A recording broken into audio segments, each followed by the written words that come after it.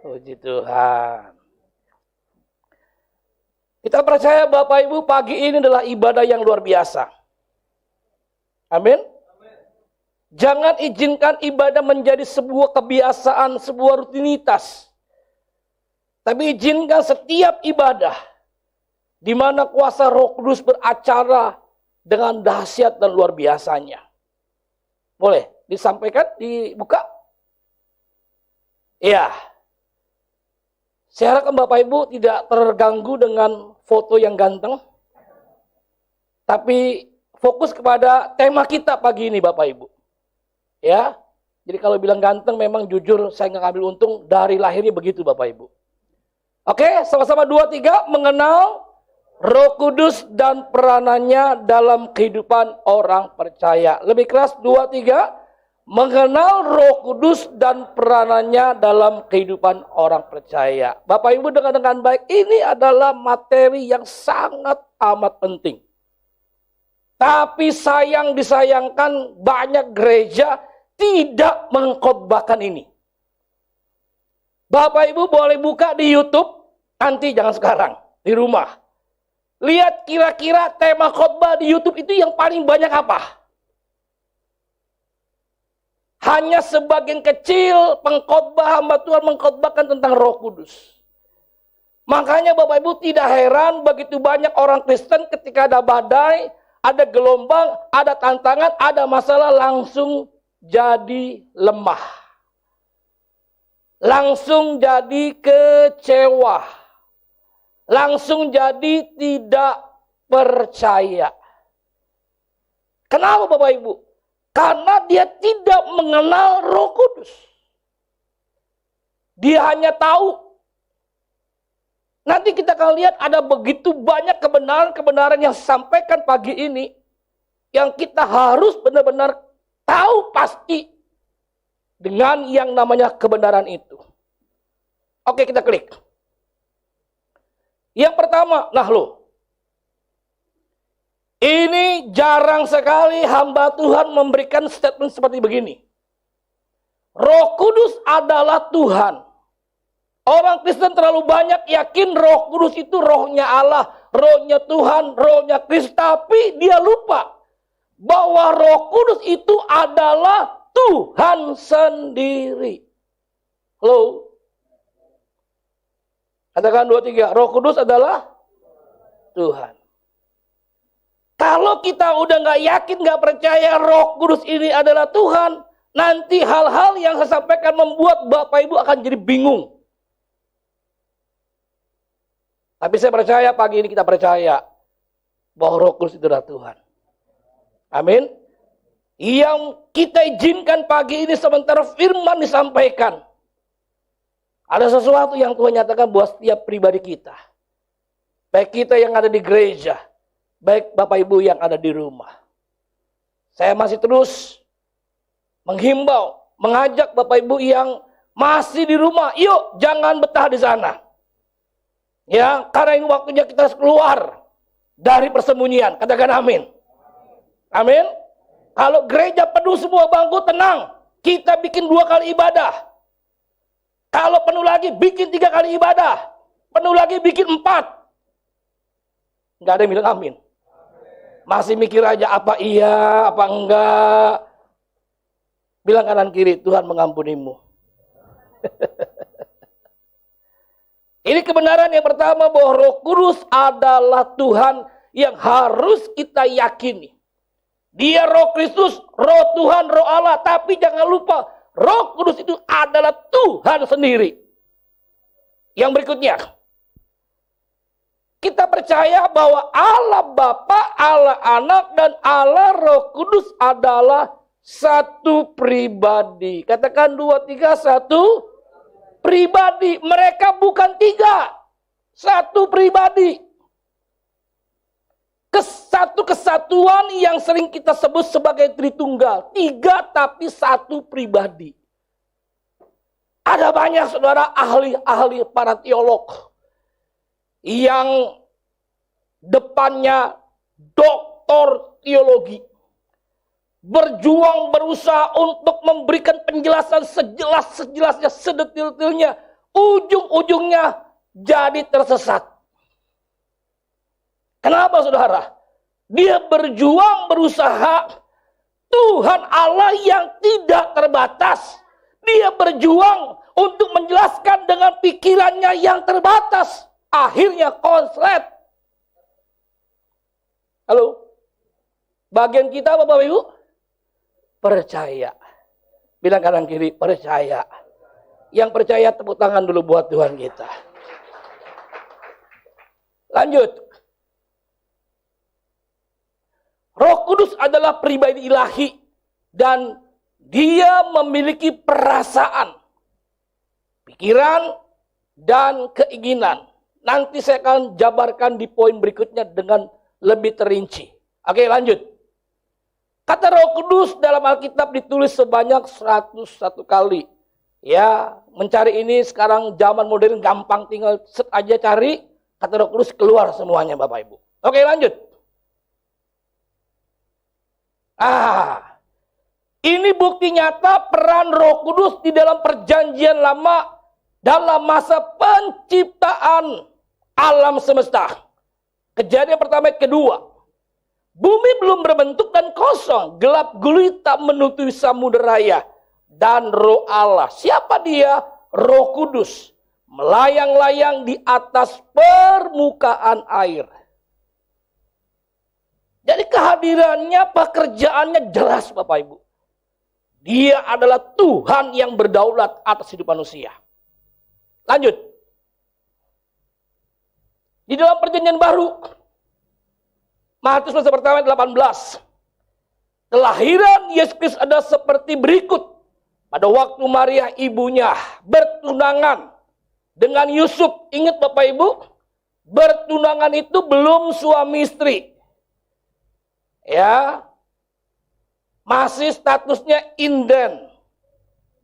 Belum milik sepenuhnya. Ternyata Maria mengandung dari Roh Kudus. Bukan berarti Maria bersetubuh dengan Roh Kudus. Ini keliru terjemahannya Bapak Ibu. Ini adalah perbuatan dari Roh Kudus. Seorang perawan yang suci, Alkitab bilang begitu Bapak Ibu. Maria itu perawan yang suci. Yang belum pernah melakukan hubungan biologis, hubungan suami istri, tapi bisa hamil, bisa punya anak, bisa melahirkan. Ini namanya keajaiban. Halo? Amin? Kalau zaman sekarang Bapak Ibu, bukan kita menghakimi. Seorang perempuan yang belum punya suami tapi tiba-tiba bisa hamil mengandung. Itu hal yang biasa. Makanya Bapak Ibu, kalau kita punya anak, kita harus waspada, katakan amin. Amin. Makanya saudara, sejak minggu lalu dan sekarang, saya dan Miracle, kita bikin seminar di Tangerang tentang love, sex, and dating. 2 minggu berturut-turut saudara. Kita bahas apa itu love, apa itu seks, apa itu dating. Ini kebenaran yang kita perlu ketahui saudara. Ya, zaman makin canggih. Bukan lagi 4G, 5G. Di China kalau tidak salah sudah masuk 6G. Berarti kecepatan itu begitu cepat saudara. Sehingga banyak orang berkata, kalau seorang perempuan belum menikah, sudah hamil, itu sah-sah saja, boleh-boleh saja. Hati-hati Bapak Ibu. Ya, ini kebenaran yang menyesatkan, bukan kebenaran. Itu pembenaran.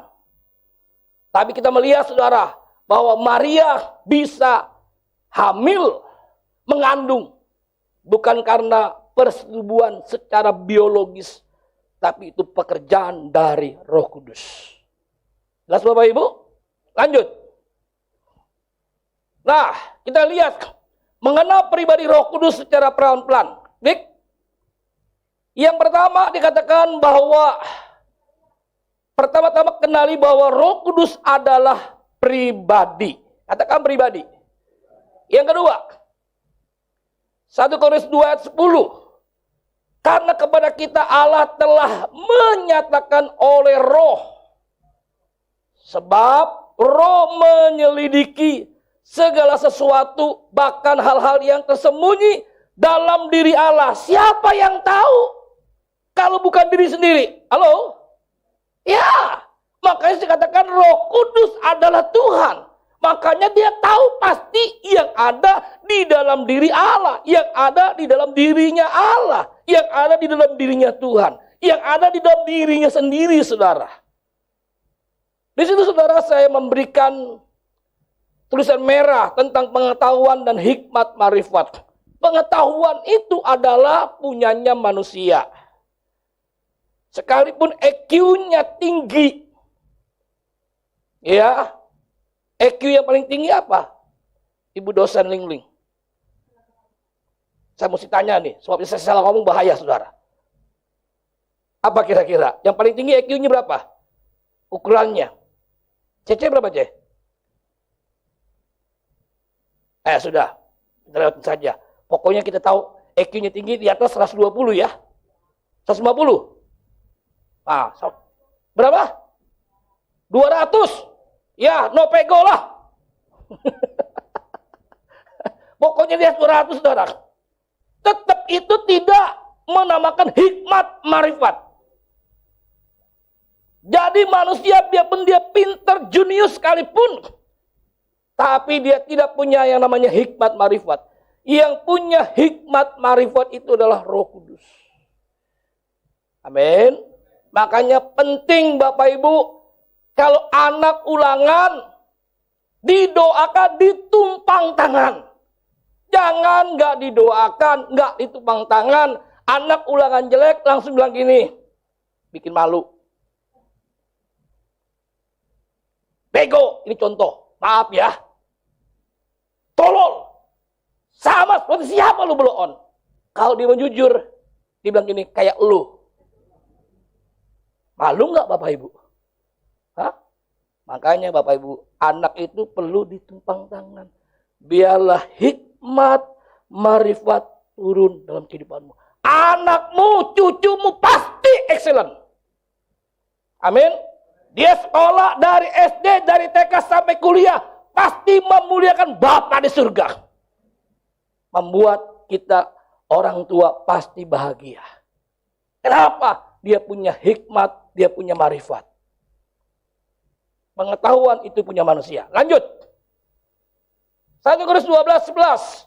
Tetapi semuanya ini dikerjakan oleh Roh yang satu dan yang sama, yang memberikan karunia kepada tiap-tiap orang secara khusus seperti yang dikehendakinya. Dia punya kehendak. Dia punya hikmat marifat. Ini luar biasa, saudara. Lanjut. Roma 15:30. Tetapi demi Kristus Tuhan kita dan demi kasih Roh, dia punya kasih. Aku menasihatkan kamu, saudara, untuk bergumul bersama-sama dengan aku dalam doa kepada Allah untuk aku. Kasihnya Roh Kudus itu sempurna dan tidak ada bandingannya. Amin. Oke, lanjut. Roma 8:27. Dan Allah yang menyelidiki hati nurani mengetahui maksud Roh itu, yaitu apa? Bahwa ia sesuai dengan kehendak Allah berdoa untuk orang-orang kudus. Dia punya pikiran, ada perasaan, ada pikiran, ada kehendak. Oke, lanjut. Karena dia pribadi, dia merasakan apa yang kita rasakan. Makanya Bapak Ibu penting sebagai anak Tuhan, kita itu bukan tahu Roh Kudus, tapi kenal. Katakan kenal. Kalau kita kenal Roh Kudus berarti kita punya kedekatan, punya hubungan, punya keintiman. Saya percaya Bapak Ibu, kalau kita kenal Roh Kudus, kita punya kedekatan, keintiman dengan dia. Dengar dengan baik, ini saya punya statement, apapun goncangannya, apapun tantangannya, apapun masalahnya, kita tidak pernah gentar. Tepuk tangan buat kita. Makanya kita penting sekali, saudara. Kita kenal Roh Kudus. Kenapa, saudara? Ketika kita punya beban, kita punya persoalan, kita punya merasa, dia merasakan, dia memahami, dia mengerti apa yang sedang kita alami.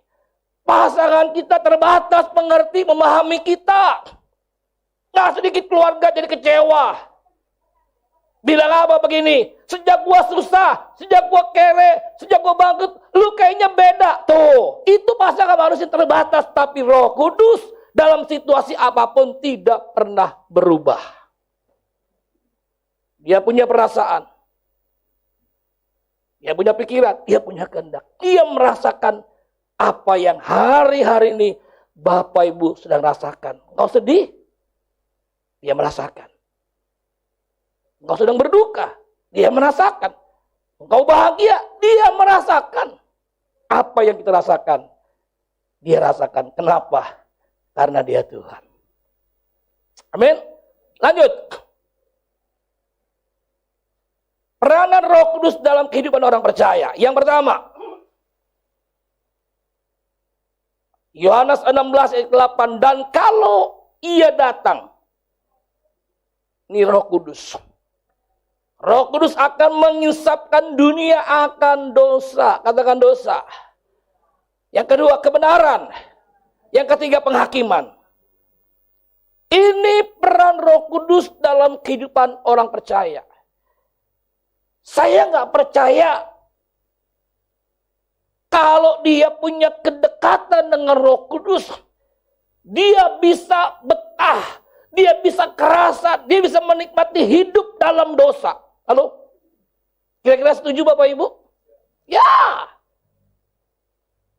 Saudara tahu kalau kita intim dekat, kita kenal Roh Kudus, kata kenal dalam bahasa asli menggunakan kata epiginosko.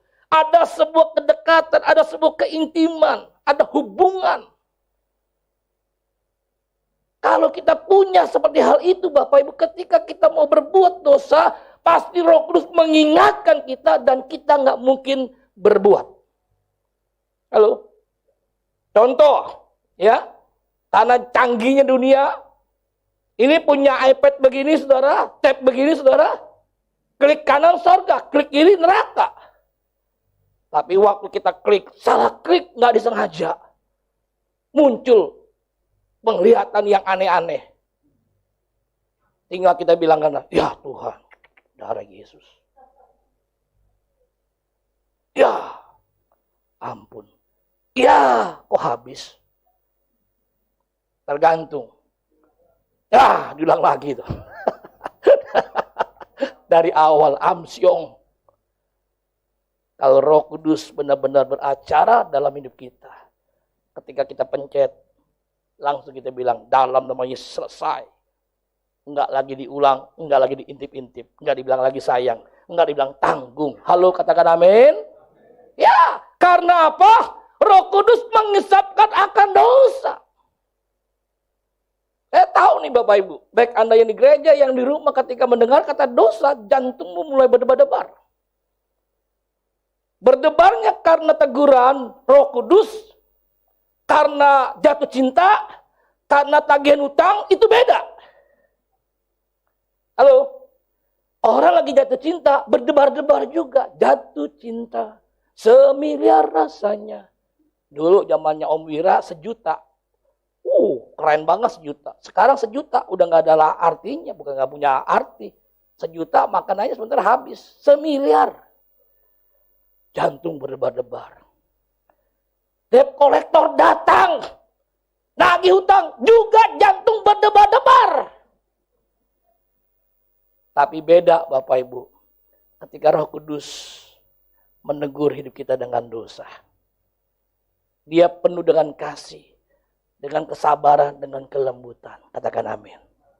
Amin. Dia sadarkan kita. Makanya Bapak Ibu jangan keraskan hati kita. Sekalipun pagi ini kita berada di persimpangan yang berkata, aduh Tuhan, kalau ditolak Tuhan ini gimana nih, gede nih Tuhan. Kang taunya gede, cuannya gede. Rezekinya gede. Enggak datang 2 kali nih. Bapak Ibu tahu, Bapak Ibu yang bekerja dengan saya sebagai pendeta sama. Kita punya peluang yang sama, tantangan yang sama. Jangan bilang gini, kayaknya pendeta enggak deh, kata siapa. Hanya masalahnya kita mau mendengarkan nggak apa kata Roh Kudus atau tidak. Itu aja. Kalau kita mau mendengar kata Roh Kudus, kita tahu itu dosa. Kita bilang maaf, saya nggak bisa. Kenapa? Saya nggak sejahtera. Makanya Bapak Ibu, kalau kita sudah ditegur dengan kasih, dengan lembut, Bapak Ibu jangan keraskan hati. Ya, jangan bilang gini, Roh Kudus, tenang ya, diam, sabar. Itu bahaya Bapak Ibu. Dari jedak-jeduknya kencang, akhirnya pelan. Kenapa? Roh Kudusnya disuruh tinggal diam. Tenang. Bapak Ibu tahu nggak? Ketika kita percaya Yesus, Roh Kudus itu ada dalam hati kita. Dalam hidup kita, katakan amin. Amin. Nah, ketika kita mengalami kepenuhan Roh Kudus, ketika kita mengalami baptisan Roh Kudus, itu artinya Roh Kudus itu memanifestasikan. Di mana dia bekerja berkarya lebih maksimal. Ya, pagi ini Bapak Ibu, kalau memang harus saya khotbah, kalau nanti Roh Kudus suruh tantang, saya mau doakan Bapak Ibu yang memang belum penuh Roh Kudus. Ya, nanti kita lihat endingnya Bapak Ibu. Bapak Ibu merasa pagi ini saya belum penuh Roh Kudus. Nanti ada poinnya saudara. Ya, izinkan pagi ini ibadah yang luar biasa buat setiap kita. Yang kedua tentang kebenaran. Dari dosa ditegur, dibikin beres. Supaya apa? Kita hidup di dalam kebenaran. Orang Kristen, orang percaya anak Tuhan harus hidup dalam kebenaran. Halo? Burung nggak perlu diajarin berenang. Salah ya? Oh, diam aja saudara. Burung nggak perlu diajarin terbang. Ikan nggak perlu diajarin berenang. Anak Tuhan sebenarnya sesungguhnya nggak perlu diajarin hidup dalam kebenaran. Kenapa? Karena kebenaran itu ada dalam hidup kita. Halo? Hanya masalahnya Bapak Ibu, kita mau praktek nggak? Mau lakukan nggak? Mau nggak hidup dalam kebenaran itu? Sama seperti burung, dia punya sayap. Dia nggak mau terbang, bisa nggak? Bisa, jadi ayam. Cuma begini-begini aja saudara. Punya sayap nggak bisa terbang. Ikan bisa nggak? Dia nggak mau berenang. Bisa mati. Kenapa? Memang hidupnya, habitatnya ada di air. Anak Tuhan habitatnya, hidupnya dalam kebenaran. Makanya saya bingung kalau ada orang Kristen, orang percaya anak Tuhan, hidupnya nggak benar. Saya nggak ngerti itu anak siapa. Coba yang kanan kiri, kamu anak siapa kira-kira? Bilang begini, gini-gini anak babi di surga. Amin. Tepuk tangan mudah kita yang luar biasa. Anak babi di surga pasti hidup dalam kebenaran. Loh, kok udah pindah-pindah? Jangan dong. Belum selesai khotbah. Mau kasih poinnya berubah. Mau buru-buru pulang nih kayaknya. Tuhan ampuni dia Tuhan. Dia sengaja Tuhan. Yang ketiga adalah penghakiman. Kalau sudah ditegur, dinasehati dengan dosa, dibawa nggak mau, akan dihakimi. Kita bilang apa? Setiap kita akan menghadap tahta pengadilan. Ya, jangan sampai Matius 7 ayat 21-23 itu terjadi dalam kita. Tuhan, aku udah bernubuat, usir setan, bikin banyak mujizat. Dengar dengan baik, itu bukan orang yang tidak percaya. Itu ayat konteksnya jelas, saudara. Orang yang percaya Tuhan, orang yang terlibat di dalam gereja Tuhan, yang melayani tapi nggak bertobat. Ada yang bilang, Pak Pendeta kok bisa pakai Tuhan? Bisa, Tuhan hargai firman-Nya. Mungkin dulu hidupnya benar, tapi setelah jaya, setelah sukses, setelah berhasil, setelah menjadi top, tahu top, tua ompong peot. Hatinya mulai berubah. Makanya kita bilang apa? Amsal 4:23, jagalah hatimu dengan segala kewaspadaan. Supaya apa? Ketika Tuhan berkati kita, Tuhan bikin kita sukses, Tuhan pakai kita, hati tidak boleh berubah. Saudara tahu, sejak masa pandemi, Tuhan ajar hidup saya, proses hidup saya. Sampai saudara, hari Minggu yang lalu kalau nggak salah, saya diundang di sebuah gereja kecil. Sampai Ibu Gembala bilang gini, terima kasih banyak Pak Pendeta Bambang, sekalipun kita gereja kecil, Bapak mau khotbah di tempat ini. Saya bilang buat saya khotbah di gereja besar, di gereja kecil, gereja sedang itu sama aja. Halo? Amin? Iya. Bukan berarti kalau saya khotbah di gereja ribuan, saya lebih hebat. Gereja yang sedang kurang hebat. Gereja kecil makin gak hebat. Itu salah. Buat saya khotbah itu di mana saja, itu adalah sebuah kehormatan yang Tuhan beri buat saya. Saya dilatih Tuhan dari sejak sekolah minggu. Saya jadi guru sekolah minggu. Hujan besar, baju basah. Sampai di sana, murid sekolah minggu hanya 1 orang. Gurunya 2. Ayo, mau pulang, baju basah nih. Saya bilang sama teman saya, lu mau firman atau mau pimpin pujian? Karena dua-duanya bisa main musik. Kita yang multi talent. Teman saya bilang, udah, gue pimpin pujian sama main musik, lu yang khotbah, cerita udah. 1 jiwa. Saya cerita dengan semangat seperti puluhan ribu jemaat. Sudah tahu, sekarang orang itu hebat luar biasa. Hidupnya berdampak. Tepuk tangan buat Tuhan. Coba anak kata 1 itu saya bilang, Dek, ya lu sendiri, lu lagi. Udah pulang aja dah. Mungkin dia kepahitan dengan saya. Mungkin dia gak pernah lagi kenal Yesus. Tapi sejak hari itu saya memberikan. Saya bilang gini, Dek, kamu tuh berharga di mata Tuhan. Loh, tahu dari mana Kak? Loh, kamu ada di sini karena Tuhan. Oh iya juga, iya. Temen masih datang saya bilang. Tuhan pakai hidupmu. Amin, iya Kak. Orang yang diberkati Tuhan dan sukses luar biasa hidupnya. Jadi Roh Kudus bicara tentang dosa. Supaya hati kita benar di depan Tuhan. Kalau nggak dihakimi. Lanjut. 1 Korintus 12 ayat 7. Tetapi kepada tiap-tiap orang dikaruniakan penyataan roh. Bapak Ibu, bukan pernyataan. Pernyataan itu adalah statement. Pernyataan itu adalah perbuatan manusia. Kalau penyataan itu adalah pekerjaan roh. Itu revelation. Wahyu. Untuk apa saudara? Kepentingan bersama. Diberikan karunia untuk bernubuat. Karunia iman. Karunia kesembuhan. Karunia menafsirkan bahasa roh. Makanya Bapak Ibu sangat disayangkan kalau kita beribadah, ibadah kita hanya rutinitas dari minggu ke minggu, hanya begini-begini, capek, bosan, jenuh Bapak Ibu. Apalagi maaf, yang khotbahnya bikin bosan, cepat tidurnya kita. Bahkan di sebelah pengkhotbah pun bisa tidur. Tapi kalau kita ibadah, mengizinkan karunia Roh Kudus itu beracara. Pasti kita akan bilang, kapan ya minggunya?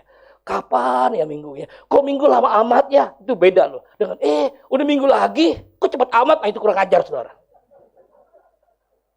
Bilang kanan kiri, jangan ketawa, bertobat. Kok tahu aja? Tahu dong. Izinkan Roh Kudus bekerja dengan karunia-karunianya. Coba saudara, kalau di gereja kita di tempat ini, ketika lagi menyembah, ada yang mulai berkata-kata dalam roh. Ada yang mulai menafsirkan. Wah, hai anakku, ini contoh. Hai umatku. Wah, ibadah kita pasti luar biasa.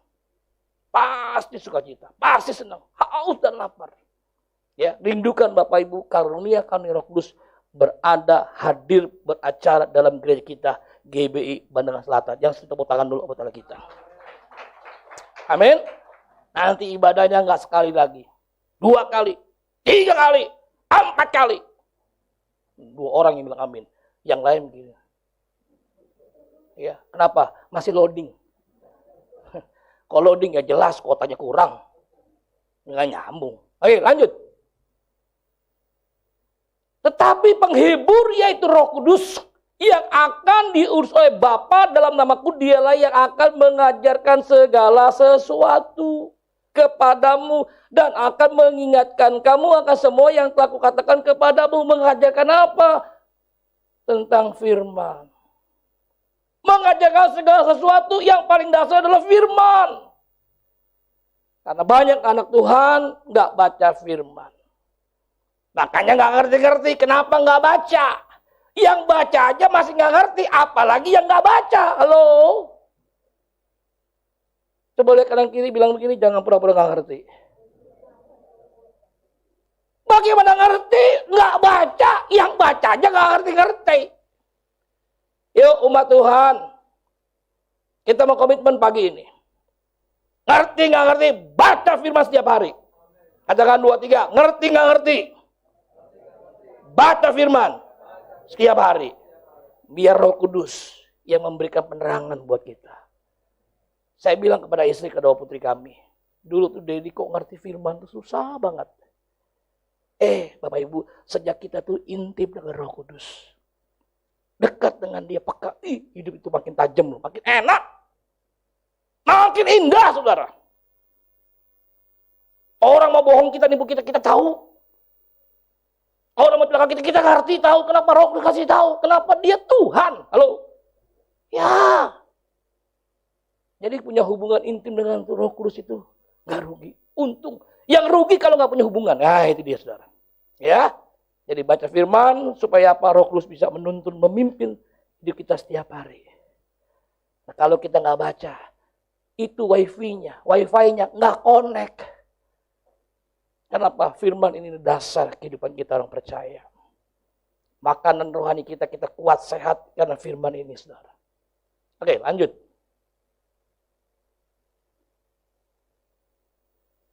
Yuk. Wah, berat sekali kayaknya ya. Aduh, berbeban berat ya. Roma 8 ayat 26. Demikian juga Roh membantu kita dalam kelemahan kita. Sebab kita tidak tahu bagaimana seharusnya, bagaimana sebenarnya harus berdoa. Tetapi Roh sendiri berdoa untuk kita kepada Allah dengan keluhan-keluhan yang tidak terucapkan. Bapak Ibu tahu nggak? Bahasa yang paling tinggi kalau kita sedih susah. Ngomong sama Tuhan apa ngomongnya? Ayo, sayap kanan, pas, sayap kiri. Lagi doa, sayap tengah, idem. Tuhan tolong saya. Betul Bapak Ibu? Iya kan? Udah sedih, udah gak kuat.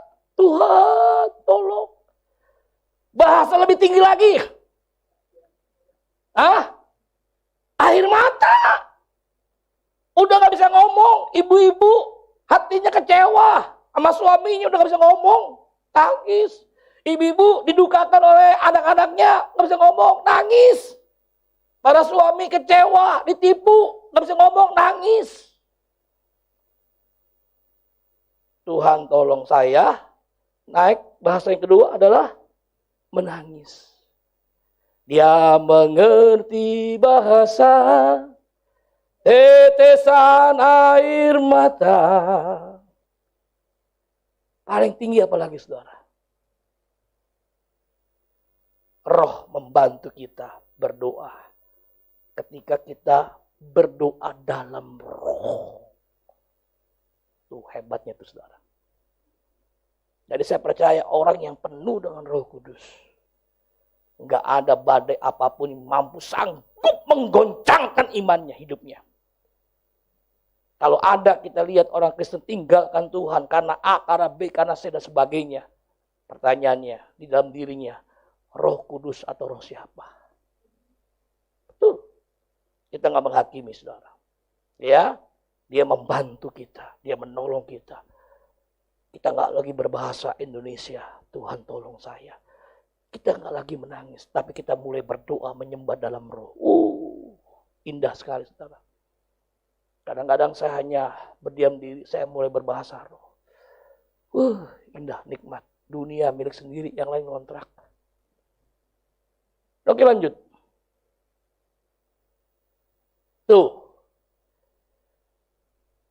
Saya kunci dengan ini saudara. Kisah Rasul pertama 8. Ya. Tetapi kamu akan menerima kuasa kalau Roh Kudus turun. Kalau Roh Kudus membaptis hidup kita. Roh Kudus memenuhi hidup kita. Tahukah Bapak Ibu? Gereja lahir di bumi ini, di dunia ini. Kenapa? Karena ada hari Pentakosta. Yang minggu lalu kita baru rayakan. Ketika Yesus naik ke surga, ya, ini kan begini ceritanya, saudara. Jumat Agung, Paskah, kebangkitan. Betul Bapak Ibu? Ya kan? Udah gitu ngapain saudara? Setelah Yesus bangkit, Yesus ada di mana? Ayo. Di mana? Ada yang bilang di sorga. Ada yang sembunyi. Ngumpet di mana Yesus? Setelah Yesus bangkit, Yesus ada di bumi. Berapa hari? 40 hari. Ngapain? Mempersiapkan murid-muridnya. Karena apa? Waktu Yesus mati, murid-muridnya kocak-kacir. Alkitab bilang semua kembali kepada pekerjaannya masing-masing. Ya, Yesus bangkit, dia persiapkan semua murid-muridnya. Makanya ketika dia naik ke surga, dia bilang apa? Adalah lebih baik. Yohanes mengatakan, ini berguna. Jika kau naik, sebab kalau enggak, Roh Kudus tidak turun. Artinya bagian Roh Kudus yang beracara, bekerja hari-hari ini. Jadi ketika Roh Kudus memenuhi kita, Roh Kudus membaptis hidup kita. Ya, kita tahu saudara, Matius pasal 3:10 ada 3 jenis baptisan. Yang pertama baptisan air. Itu bicara baptisan pertobatan. Yang kedua adalah baptisan Roh Kudus. Roh Kudus take over, mengambil alih hidup kita. Enggak lagi daging tapi Roh Kudus. Yang ketiga adalah baptisan api, penyucian, penyempurnaan. Kalau enggak baptisan Roh Kudus, baptisan api langsung gosong. Enggak kuat, saudara. Makanya lihat goncangan pandemi ini, saudara. Ya kelihatan, yang kambing, yang domba, yang lalang, yang gadung, kelihatan tuh, saudara. Yang makin dekat sama Tuhan semasa pandemi, makin dekat, makin intim. Buat saya, Bapak Ibu Saudara, pandemi 2 tahun lebih, itu udah sahabat buat saya. Yang biasanya sibuk khotbah, sana sini melayani, terbang sini. Sekarang lebih banyak di rumah. Ngapain? Berkomunikasi dengan Bapa di surga. Ngapain? Merenungkan firman. Ngapain? Persiapkan hati. Tuayan yang lebih dahsyat. Amin? Ya. Kalau Roh Kudus turun ke kamu akan menjadi apa? Saksiku di mana? Yerusalem. Di mana? Seluruh Yudea. Di mana? Samaria. Dan sampai ujung bumi. Kenapa kita nggak bisa jadi saksi Tuhan? Kita nggak punya kuasa. Kalau kita baca Kisah Rasul pasal 3, saudara, ya, nanti di rumah. Itu ada orang yang lumpuh sejak lahir. Lumpuh sejak lahir. Pertanyaannya, sebelumnya Petrus pernah ketemu nggak sama orang ini? Hah? Yang bilang pernah? Yang bilang enggak? Yang bingung? Pernah! Kenapa Petrus tiap hari sembahyang ke bait Allah? Orang itu tiap-tiap hari ditaruh di depan bait Allah, gerbang bait indah. Tapi selama ini Petrus nggak bikin apa-apa. Cuma hanya lihat dia jalan. Kenapa nggak ada kuasa? Tapi tahu saudara, ketika dia penuh dengan Roh Kudus, apa yang Biblia katakan? Emas dan perak aku nggak punya, tapi apa yang aku punya aku berikan kepadamu. Demi nama Yesus bangkit dan berjalanlah. Bangkit berjalan. Gereja kalau nggak punya kuasa, jadi bulan-bulanan bagi dunia, bagi si Bolis. Tahu Bolis? Si iblis. Jadi saudara, ini peran Roh Kudus penting buat kita. Izinkan Roh Kudus memenuhi hidup kita. Dia men-take over, mengendalikan, mengontrol. Dia menjadi penguasa tunggal dari kita. Hidup ini pasti beda. Bukan berarti kita gak punya masalah. Selama hidup pasti ada masalah. Setuju Bapak Ibu? Tapi masalah itu, persoalan itu, badai itu tidak pernah membuat kita ciut. Gentar, tawar hati. Kenapa saudara? Roh yang ada di diri kita lebih besar daripada roh yang di dunia ini. Ya, tepuk tangan buat kita.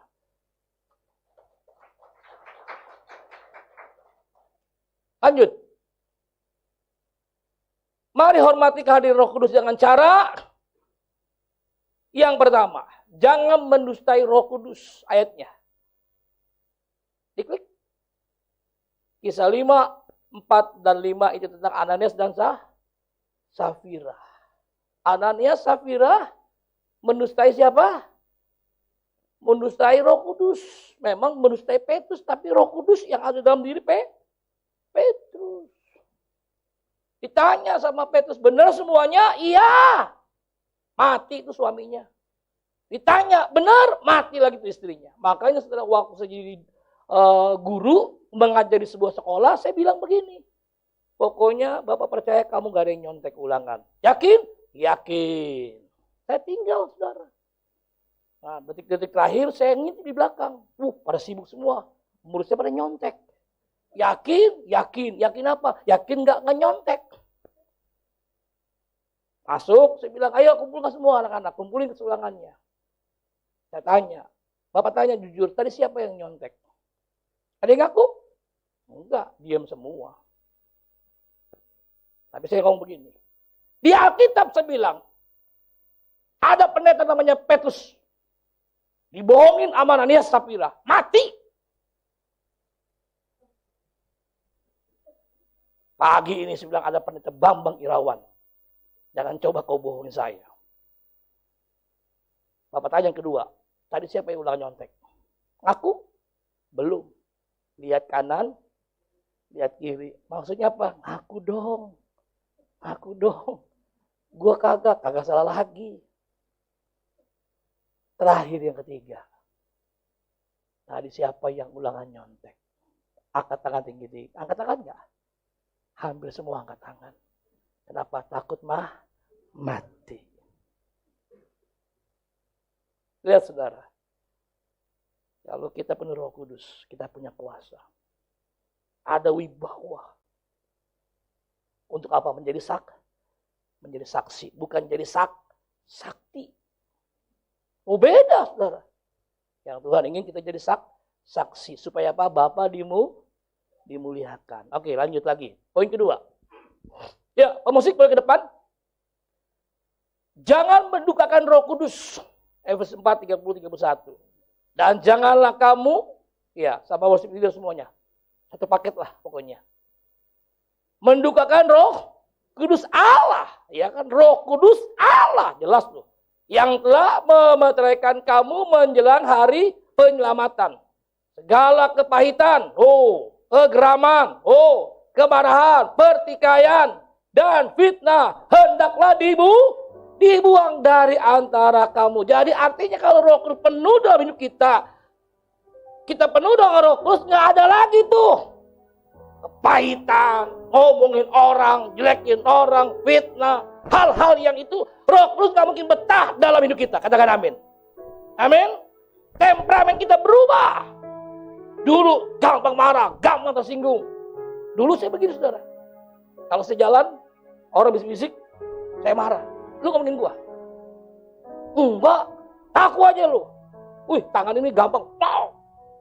Dulu, sekarang enggak. Kalau saya jalan habis bisik, saya bilang tahu. Itu lagi ngomongin saya. Itu pendeta kok ganteng amat. Itu. Kenapa? Roh Kudus. Beda. Ya? Oke, lanjut. Jangan memadamkan Roh Kudus. Terus buka kliknya. Klik semuanya. Lakukan firman, nasihatnya, pimpinannya, perintahnya. Jelas pagi ini Bapak Ibu?